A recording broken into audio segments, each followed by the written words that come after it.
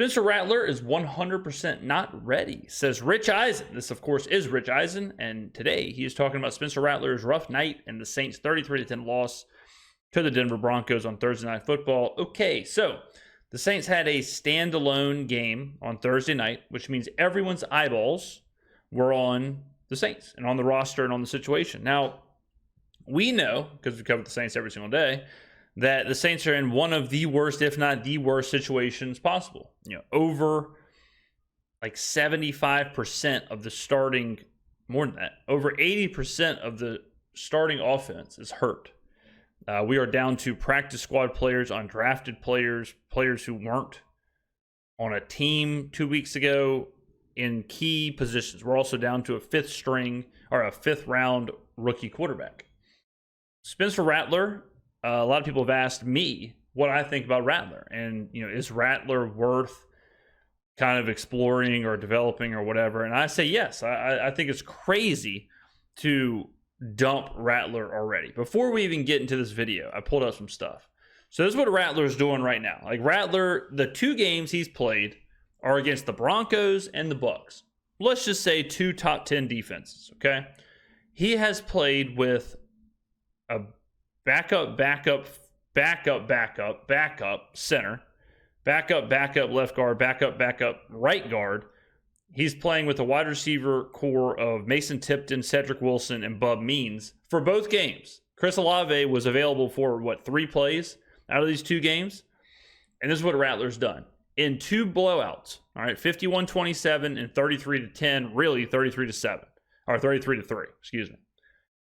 So on the season, 62% completion rate, 5.5 average, 1 touchdown, 2 picks, sacked 11 times, 70.7 rating, and a 39.0 QBR. And he's run a little bit. These are obviously not good stats, okay? But it's an obviously not good situation. So if you look at other quarterbacks, Jaden Daniels, who I think everyone would agree is good. After his first 2 games, first game, 17 for 24, 184 yards, 7.7 average, for a 93 rating and a 41.1 QBR. All right, second game against the Giants.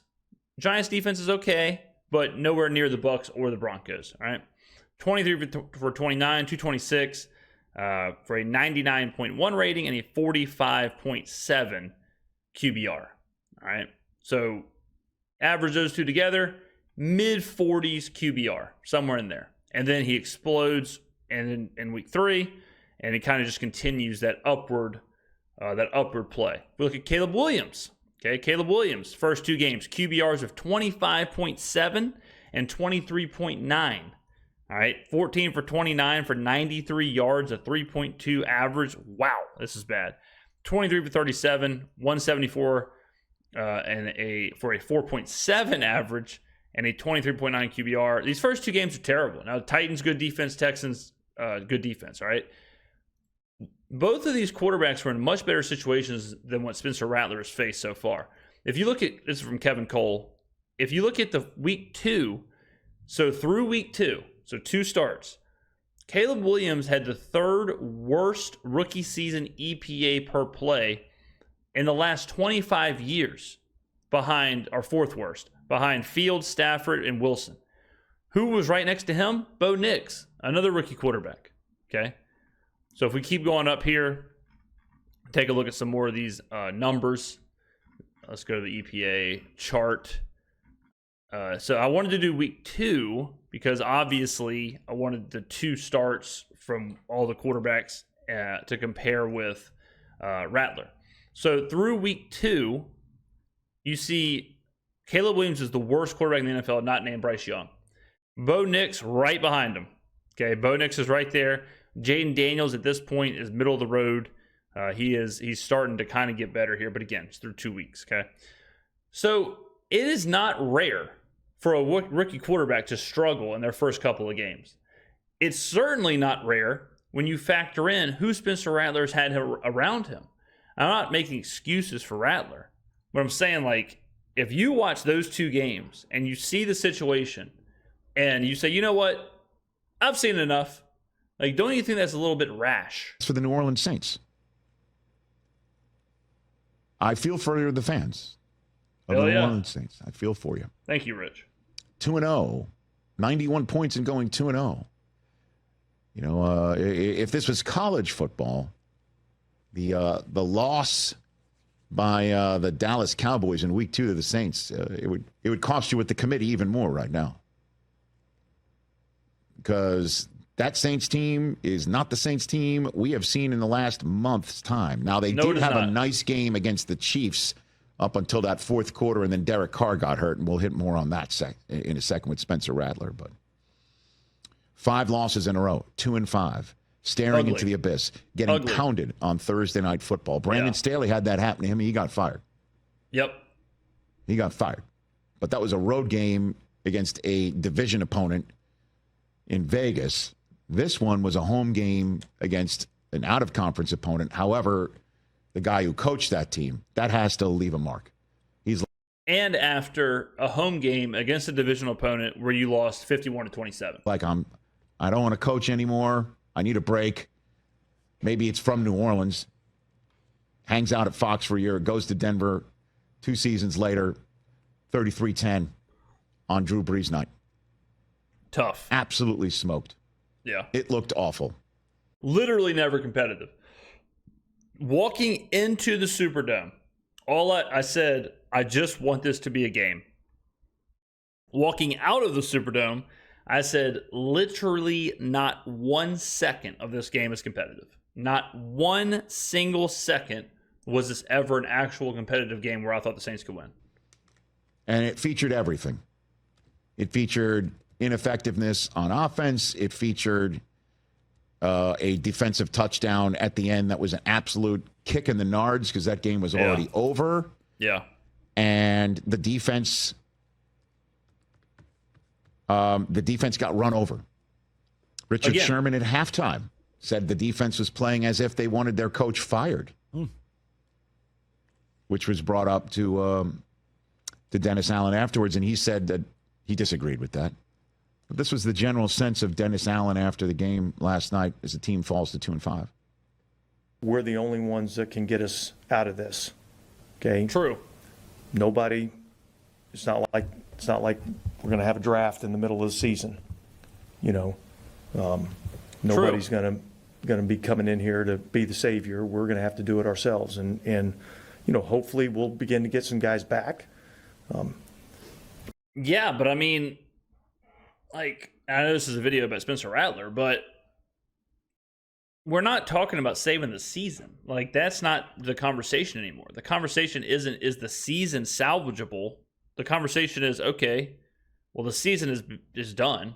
So how do we salvage the franchise? Like, how do we salvage the future? How do we don't want to, how do we rebuild?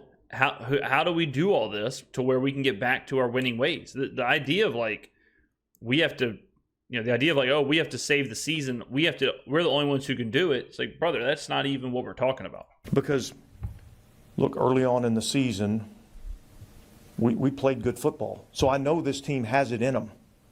Okay? I got 2 tapes that show me that this team has good football in them. And it's got good coaching in them. But right now, we're not playing that way. And obviously, there's multitude of reasons why, and we got to figure out how to get back to playing that type of football. Now, that's a reasonable statement, wouldn't you say? I mean, it's reasonable. Yeah, very reasonable. If you look at the tape, what happened against Carolina in Week 1 and at Dallas in Week 2, there's Olave, there's Raheed Shaheed, there's Derek Carr. They are really banged up. There's Taysom Hill. There's Marshawn Lattimore at one point throughout the season. Yeah, I mean, like, yeah, you can look at those 2 games and say, look what this team can do. It's like, yes, I agreed, but a majority of those players are not available. Like, a majority of those players are not on the team, are not playing. They are injured. They are not dressed out. So that part makes sense.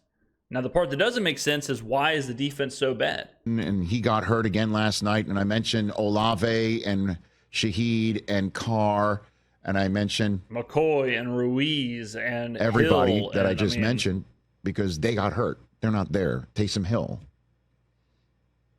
And unfortunately for the Saints,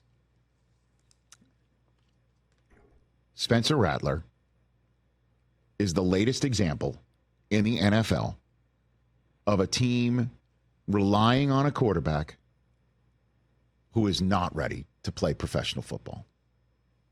See, now this part is what I would say is, it's like one of those, like, yeah, it's kind of true, but it's also kind of unfair. Like, is Spencer Rattler 100% ready? No. Was Caleb Williams 100% ready in week 1? No. Was Jaden Daniels 100% ready? No. Was Bo Nix ready? Is Bo Nix ready right now? No. Bo Nix is ass. No hate. But that wasn't the plan. Like, the plan was not to play Spencer Rattler. But under the circumstances, it is what it is. Like, it just sadly is what it is. And now you're stuck in a situation where just play him. Just play him, let him take his lumps, and just move forward and just see what you can develop out of him and whatnot. But, he is in a horrible situation. Horrible.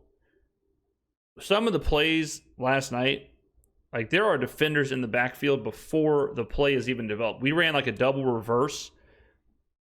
One of the running backs picked up a blitzer before the first reverse, and they were deep in the backfield.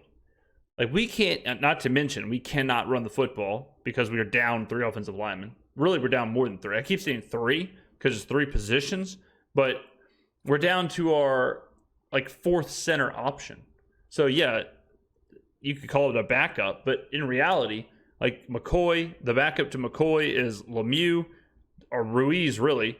Ruiz is out, so then it's Lemieux. Lemieux's out, so then it's Lucas Patrick. Lucas Patrick is out, so then it's Connor McGovern.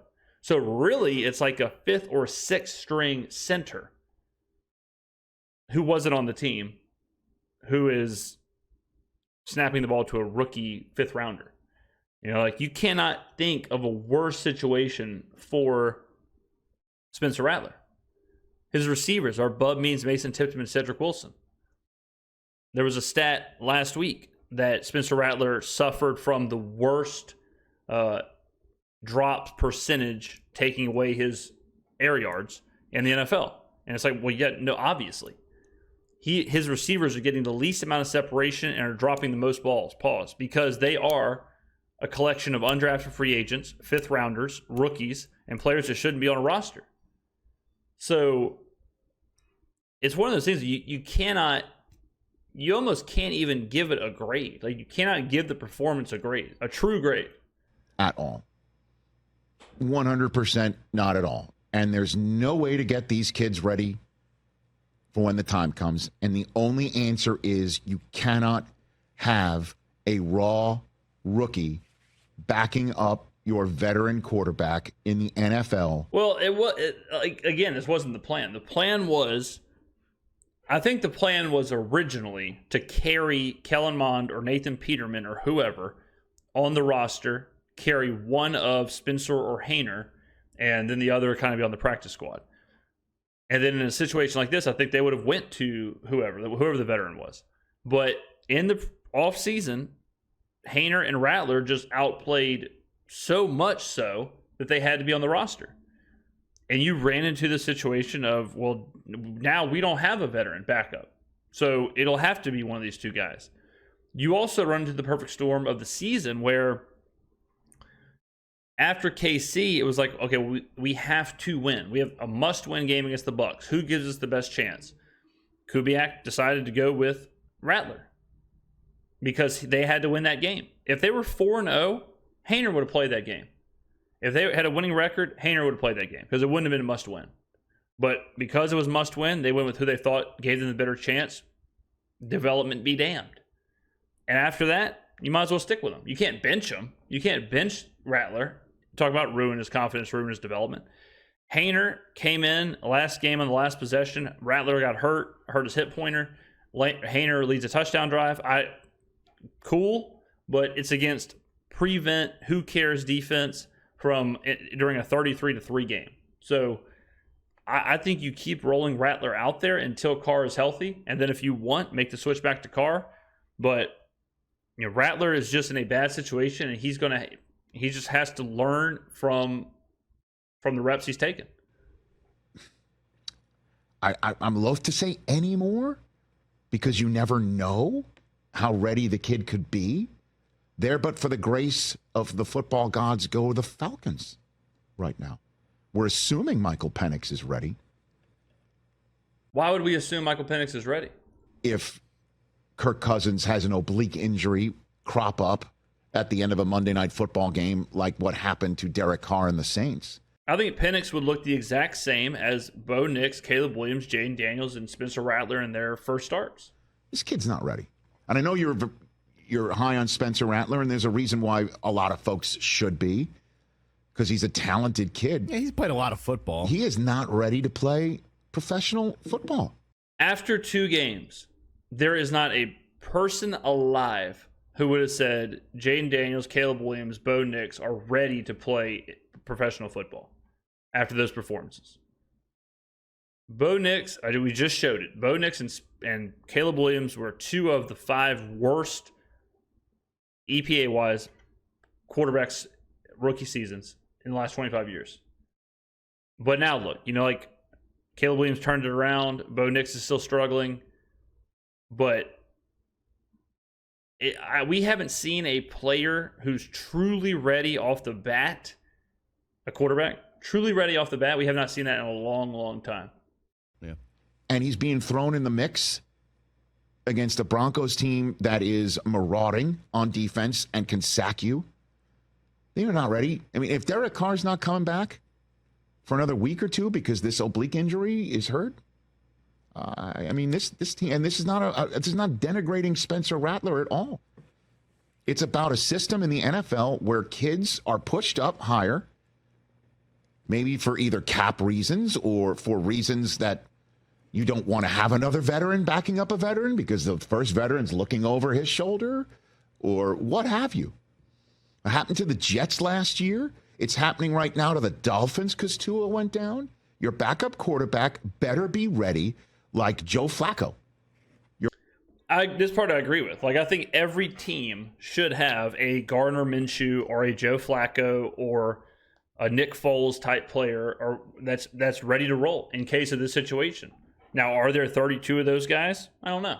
But I do agree, how if you're Miami, how can you go from Tua to Skylar Thompson? I agree with that. It is weird where it's how do you not have just a veteran who can, if nothing else, just, throw an 8-yard route? How is it Skylar Thompson? How is it Tyler Huntley? How do you not have an actual backup? How is there not a guy who can just go out there and, like Ryan Tannehill? I mean, Ryan Tannehill is no great shakes, but why is Ryan Tannehill not, why is he not the backup in Miami? I mean, it is kind of weird how the way the backup quarterback role has gone. Your backup quarterback better be ready because if he is not, your season is toast almost on the spot. Yeah. 9 times out of 10.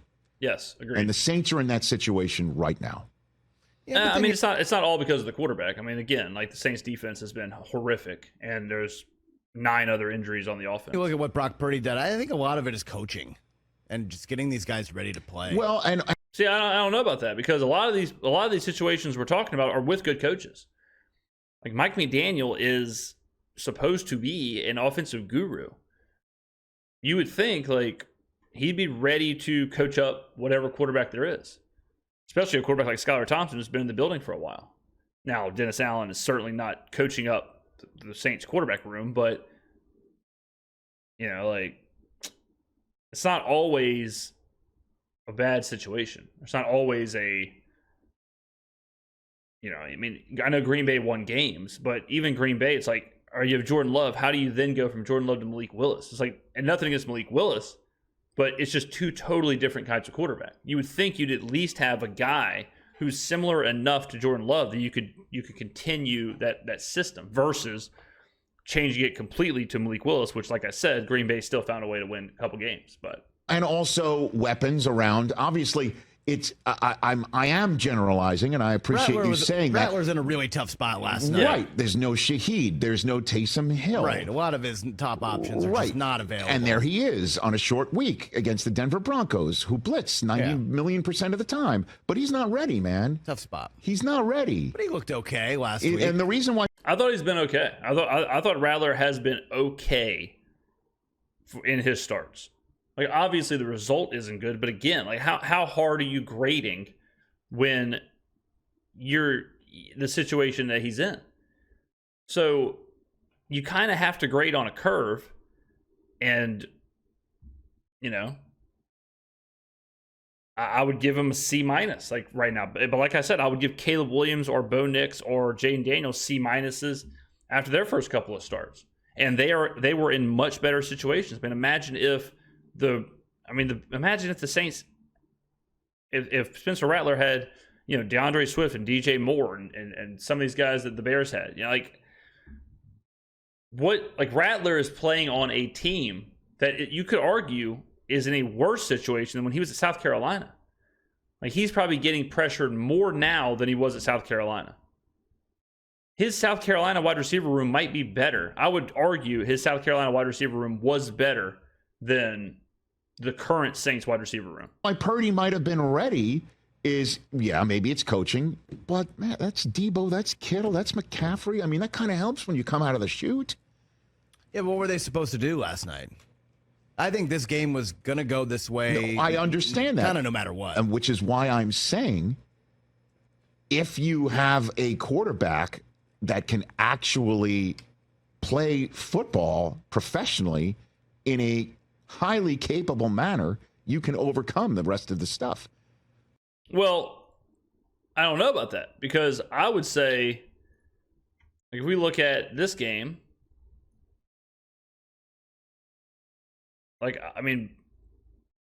Bo Nix is 16 for 26 for 164 yards, a 6.3 average, and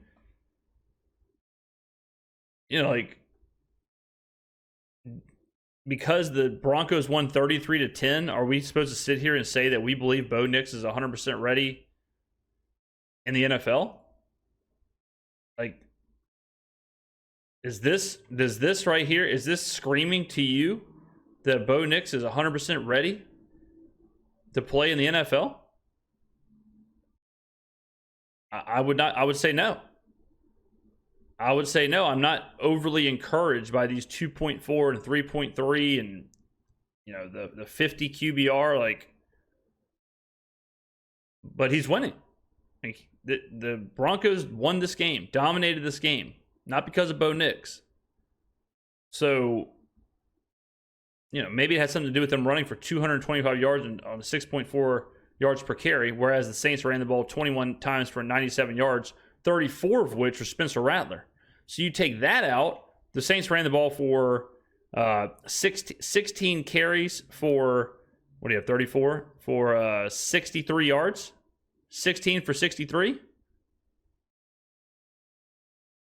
So sometimes it is the surrounding players. And Troy Franklin, Lucas Krull, these wide receivers for Denver, horrible. But again, this is the big difference. The 225, 6.4 yards a carry. So I don't know.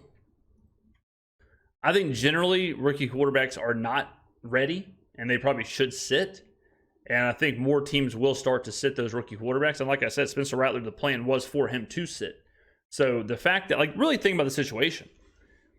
Rattler gets thrown in there. He's a rookie quarterback, so he's going to struggle regardless. He's up against the Buccaneers and the Broncos. He's missing all those linemen. He's missing 2 wide receivers. He is on short rest. So it's he's playing on Monday night, or he's playing on Sunday and turning around and playing on Thursday. Could not be a worse situation. But there's too many teams out there with backup quarterbacks who cannot do it. They cannot do it, and there is no system to get them ready for it. And again, if I'm an owner in the NFL And I understand I'm talking about a short week and who the Saints are missing and everything like that, but I'm talking about what their issue is, not just over the last 2 games, but over potentially the next 2 for them. There is no system. If I'm an owner in the NFL, I am calling in my friend like Kurt Warner and a whole bunch of other retired quarterbacks and a bunch of coaches, and let's come up with a system. You know, I understand that somebody might get hurt playing in another league or playing, practicing a little bit more, but we have to come up with some way where somebody like Spencer Rattler isn't thoroughly unready, as it appears. I just think there's not a lot of guys. There's not a lot of good quarterbacks out there, man. But unfortunately, that's why I think the Steelers are in a great position.